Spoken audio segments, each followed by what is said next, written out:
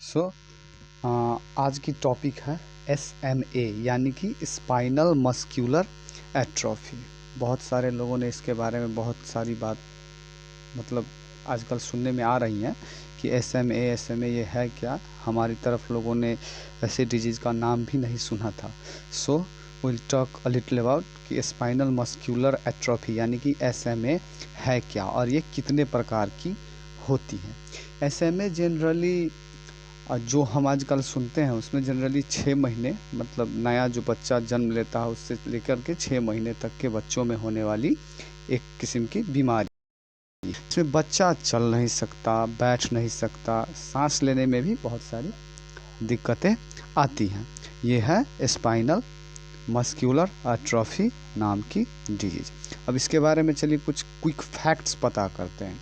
Spinal muscular atrophy जो disease है generally बच्चों में, जो हम बात करते हैं SMA 1 की, वो बच्चों में होती हैं और वो क्या करती हैं कि उनके जो मसल यानी कि जो शरीर की मांसपेशियां हैं उस पर क्या करती हैं, जो ब्रेन की कंट्रोल होते हैं, ब्रेन की जो कंट्रोल होती है उस पर अफेक्ट करती है। यानी कि अब ब्रेन के पास वो सिग्नल नहीं जा रहा है कि वो मसल को चलाना है, कैसे चलाना है, ठीक से चलाना है कि नहीं चलाना है। ब्रेन जो होता है वो अपना इस सिग्नल जो पठाना ब्रेन का काम होता है वो स्टॉप कर देता है, जिसके कारण से मसल का मूवमेंट नहीं हो सकता। इसी को हम क्या बोलते हैं जनरली, SMA और स्पाइनल मस्क्यूलर एट्रोफी। जब ये होती है तो बच्चे का जो मसल होता है वो वीक हो जाता है और श्रिंक करने लगता है, जिसके कारण बच्चे को हेड का मूवमेंट यानी कि सर को हिलाने में या फिर बैठने में या फिर चलने में क्या हो सकती है, दिक्कतें हो सकती हैं।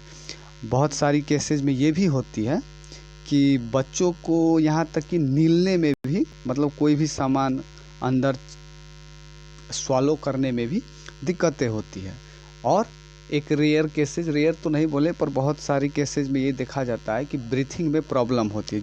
जो हमारे ब्रीथिंग के मसल्स होते हैं, चेस्ट के मसल्स होते हैं, वो प्रॉपरली वर्क नहीं कर पाती और इसके कारण क्या होता है कि बच्चों का डेथ हो जाता है। फाइनली ज़्यादा दिन बच्चे बच नहीं पाते हैं इस डिजीज़ के लगने के बाद।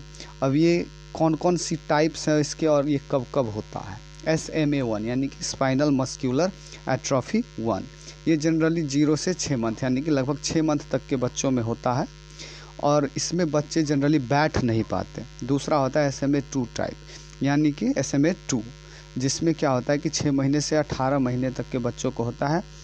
बच्चे बैठ सकते हैं पर खड़ा नहीं हो सकते अच्छे से, they can not stand properly. तीसरा होता है SMA 3 टाइप, जो कि 1 ईयर के बाद, 1 वर्ष के बाद बच्चों में होता है। बच्चे कुछ समय तक चल पाते हैं, जिसके बाद धीरे धीरे उनका जो मसल जो होता है, पैर की, हाथ की मसल्स जो होती हैं, उन पे उनका कंट्रोल छिनने लगता है, ब्रेन से वहाँ पे मैसेज नहीं आ पाता और बच्चे क्या होते हैं जनरली उसके बाद नहीं चल सकते। उसके बाद SMA 4 होता है, ये एडल्ट में होती है और इसमें बहुत ज़्यादा सिम्टम्स नहीं होता है, ये उतना ज़्यादा हार्मफुल भी नहीं होता। ये हमारा SMA 4 है।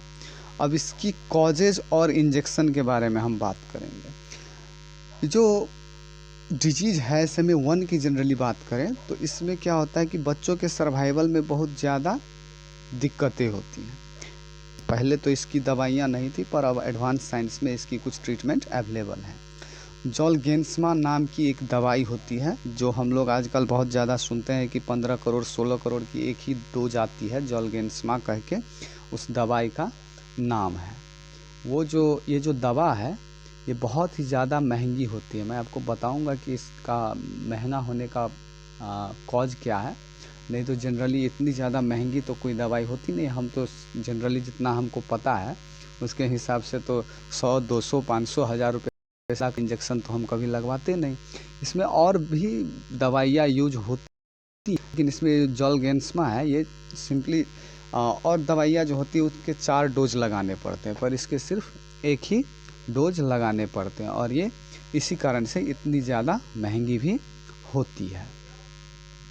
अब क्या होता है, ये जोलगेंस्मा नाम की जो दवाई है ये बारे में बहुत ज़्यादा क्या होता है कि रिसर्च लगता है।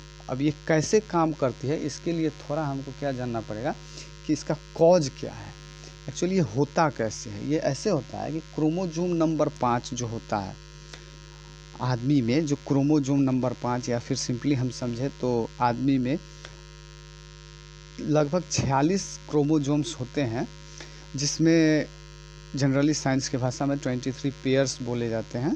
23 पेयर्स में 22 पेयर्स जो होता है वो बर्थ में टेक पार्ट नहीं करता, और जो एक पेयर होता है वो क्या करता है कि रिप्रोडक्शन में टेक पार्ट करता है। उस एक पेयर में जो होता है, उस फादर और मदर से जो एक पेयर का क्रोमोजोम आता है, one from father one from mother, उसमें क्या होता है कि कुछ डिफेक्ट होता है और फादर मदर के पास ये डिजीज़ नहीं है फिर भी वो कैरी कर रहे हैं, ऐसा हो सकता है। माँ बाप के पास डिजीज़ नहीं है फिर भी बच्चे में हो सकता है। ये एक्चुअली ऐसे होता है कि क्रोमोजोम नंबर 5 जो होता है बच्चा में, उसमें SMN1 जीन होता है। SMN1 जीन मतलब सर्वाइवल मोटर न्यूरॉन होता है। सर्वाइवल मोटर न्यूरॉन 1 होता है। ये जो मोटर न्यूरॉन है, इसमें क्या हो जाता है कि इसका जो जीन है वो डिफेक्टिव हो जाता है। इस डिजीज़ का मेन कॉज यही है कि क्रोमोजोम नंबर 5 में जो SMN1 जीन होता है उसमें डिफेक्ट हो जाता है किसी तरह से। इसका काम क्या है कि SMN1 जीन जो है ये एक मोटर न्यूरॉन है, और ये क्या करता है, मोटर और सेंसरी ऐसे होता है कि जैसे हमारे सेंसरी मतलब कुछ हमने कुछ छुआ, हमको ठंड या गर्म कुछ लगी, मतलब उसको दिमाग तक ले जाने वाला, उसको हम बोलते हैं सेंसरी नर्व। और उसके बाद दिमाग से कुछ लेकर आता है हमारे मसल तक। एक न्यूरॉन होता है जो दिमाग से कुछ जो वहाँ पर कुछ चीज़ हुआ, उसका जो कुछ क्या हो रहा है, क्यों हो रहा है, वो दिमाग से लेकर मसल तक आता है, वो एक मैसेज लेके आता है। तो हमारा जो प्रॉब्लम है ये वहीं पे होगा कि जब दिमाग से लेके आने वाला जो मोटर न्यूरॉन है उसमें कुछ दिक्कत हो जाती है। ये है हमारा SMN1 का मेन कॉज, जिसके कारण अब मसल में हमारा ब्रेन से कुछ मैसेज नहीं आ रहा है, मतलब हम अब उसको प्रॉपरली चला नहीं सकते, उसको प्रॉपरली मूव नहीं कर सकते। इस हिसाब से कुछ प्रॉब्लम्स आती हैं। अब इसके लक्षण क्या होते हैं? इसके लक्षण ऐसे होते हैं कि ब्रेन से बॉडी में कोई मैसेज नहीं मिलता और बच्चे की गर्दन पर कंट्रोल नहीं रहता। जनरली बच्चे में जब हम बात करें तो इसका बच्चे की गर्दन पर कोई कंट्रोल नहीं रहता, उसी कारण क्योंकि ब्रेन से जो बॉडी में मैसेज आ रहा है मोटर न्यूरॉन के हिसाब से वो मैसेज नहीं मिल रहा है। बच्चे बैठ नहीं सकते, खड़े नहीं हो सकते, चल नहीं सकते, टोंग ट्विच हो जाती है, यानी कि सिंपली क्या हो जाती है कि कुछ खाना है या कुछ है उसको निगलने में प्रॉब्लम या दिक्कतें होने लगती हैं। रिस्पायरेटरी मसल जो है वो भी वीक हो जाती है, जिसके कारण सांस लेने की दिक्कत भी होने लगती है। ये सब लक्षण होते हैं बच्चे में। अब ट्रीटमेंट में हमने जैसे पहले भी आपको बोला कि इसके ट्रीटमेंट में कुछ 2-3 दवाइयाँ यूज की जाती हैं, जिसमें स्पिनरजा हो गया, जॉलगेंस्मा हो गया, रिस्डिप्लाम हो गया, जिसे हम एवरिस्डी कह के भी जानते हैं।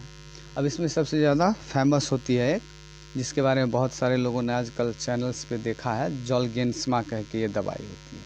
ये क्या करती है कि ये रिप्लेस करती है जो प्रॉब्लम SMN1 जीन में है, उसको उस जीन को रिप्लेस करके सिंपली वहाँ पे क्या होता है कि एक AAV9 करके एक वायरस आता है, वो वायरस उस SMN1 की जगह पे जाके फिट हो जाता है और SMN1 जीन की जगह लेकर उसका काम करने लगता है।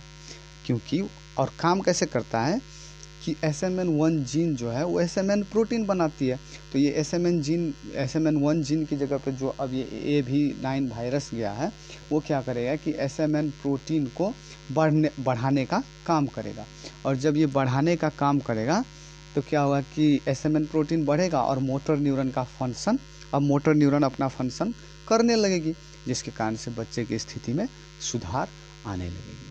तो यही है हमारा SMN के बारे में कुछ जनरल इन्फॉर्मेशन। होप समझ में आया होगा। Thank you.